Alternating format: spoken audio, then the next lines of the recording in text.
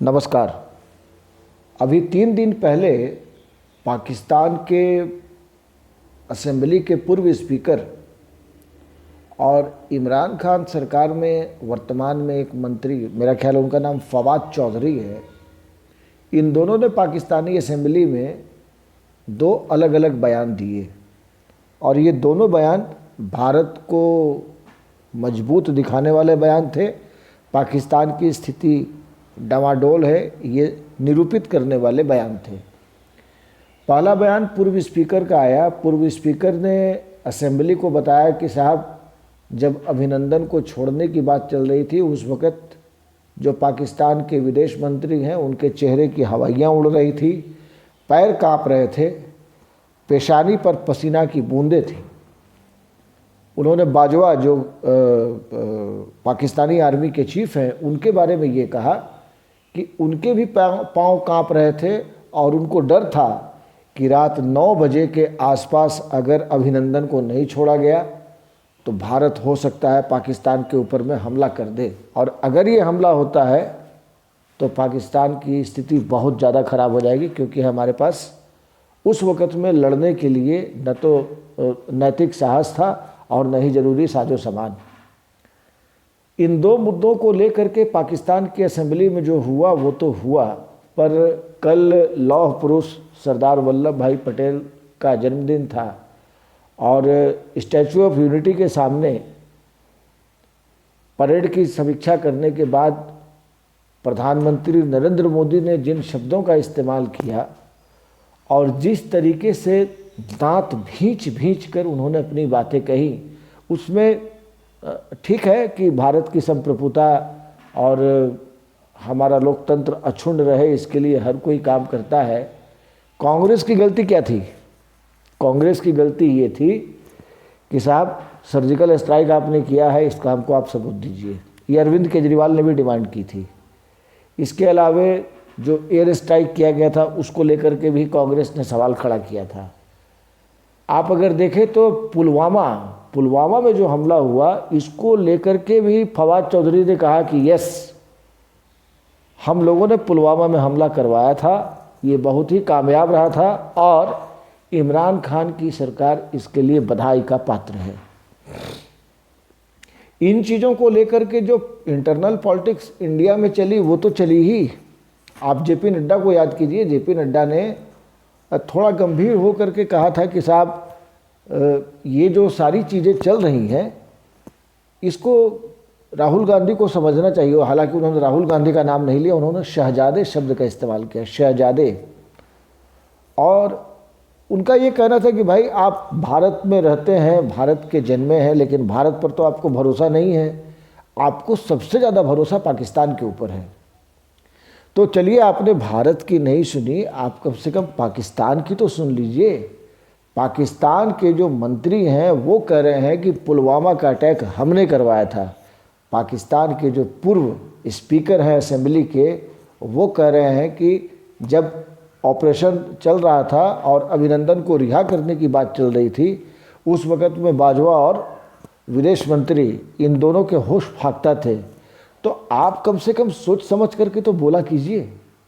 संबित पात्रा ने भी अपने हिसाब से ट्वीट किया और फिर अगले ही दिन एसोचैम की मीटिंग में retired lieutenant general V K Singh, जो विदेश राज्य मंत्री हैं, उन्होंने बहुत ही आक्रामक इजहार करते हुए कहा कि साहब, ऐसे लोग जो देश को लेकर के सवाल उठाते हैं इनको पब्लिक के सामने बुला करके जूते लगाना चाहिए, जूते मारना चाहिए।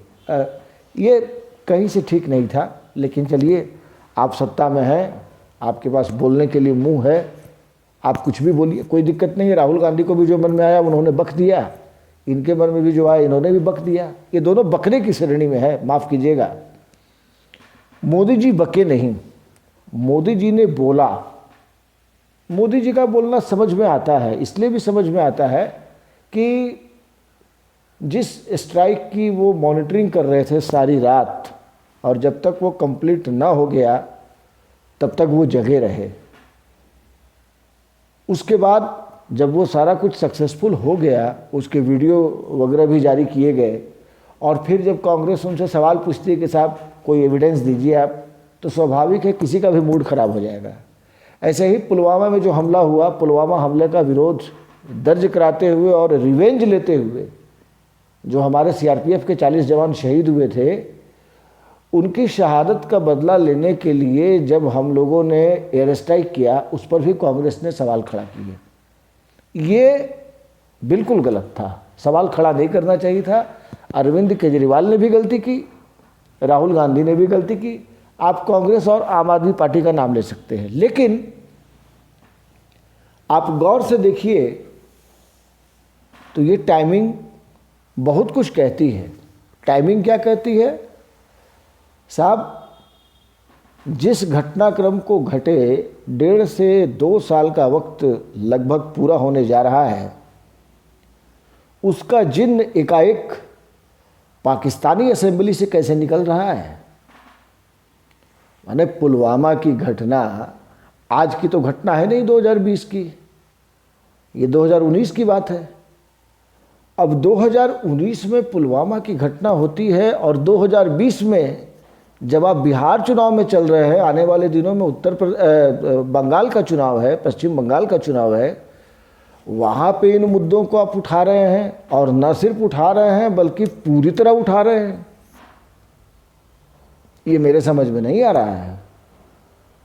हरियाणा में विधानसभा के चुनाव थे, तो हरियाणा विधानसभा चुनाव में भी सर्जिकल स्ट्राइक को लेकर के कई अखबारों में प्लांटेड स्टोरीज छपी। बाद में रक्षा मंत्रालय ने न तो उनका खंडन किया, न ही उनको सराहा, लेकिन एक टेलीफोन लोगों के पास जरूर गया था कि यार क्या ड्रामा है, हमारा तो इससे कोई लेन देन है ही नहीं।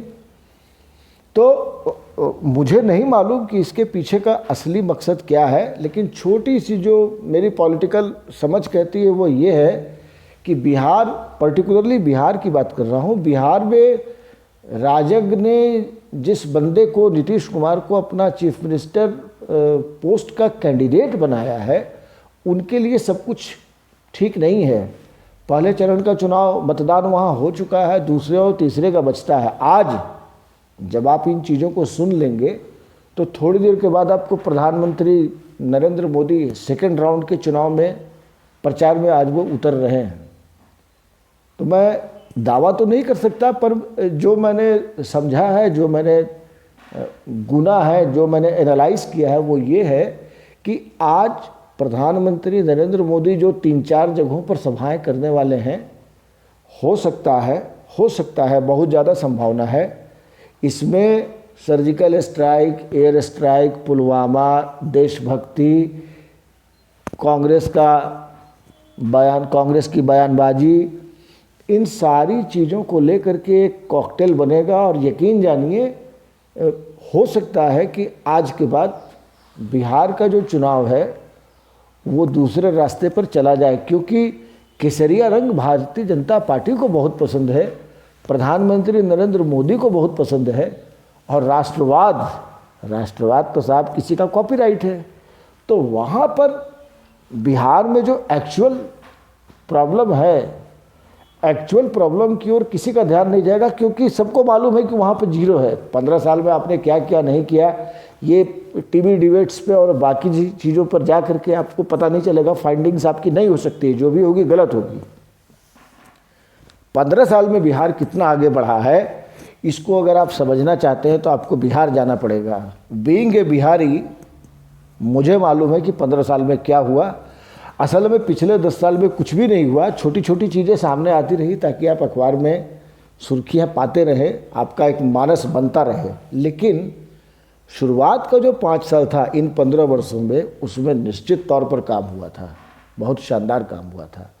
लेकिन उसके बाद के 10 वर्षों में काम नहीं हुआ है। भ्रष्टाचार ज़बरदस्त तरीके से है, आप यकीन नहीं कर सकते। सही तरीके से इसकी ऑडिटिंग कर ली जाए, और मेरा व्यक्तिगत आरोप है कि बिहार में जो भी अखबार वाले हैं, हमारे सब साथी हैं, बंधु हैं, और वो कहीं ना कहीं से मेरी इस बात का समर्थन करेंगे कि उनको सब कुछ, मैं सच और झूठ की बात नहीं कर रहा हूँ, उनको सब कुछ लिखने की आज़ादी नहीं है। 1-2 साथियों ने सच लिखने की कोशिश की, उस अखबार का विज्ञापन बंद कर दिया गया और आज तक बंद है। बिहार में लोकतंत्र किस करवट बदले बैठेगा, चुनाव की राजनीति से बिहार कितना आगे बढ़ेगा, कितना पीछे जाएगा, ये तो काल के कपाल पर लिखा ही जाएगा। लेकिन आप ये जानिए कि बिहार के चुनाव में एनडीए की स्थिति को मजबूत करने के लिए संभव है कि पाकिस्तान की असेंबली को इस्तेमाल किया गया हो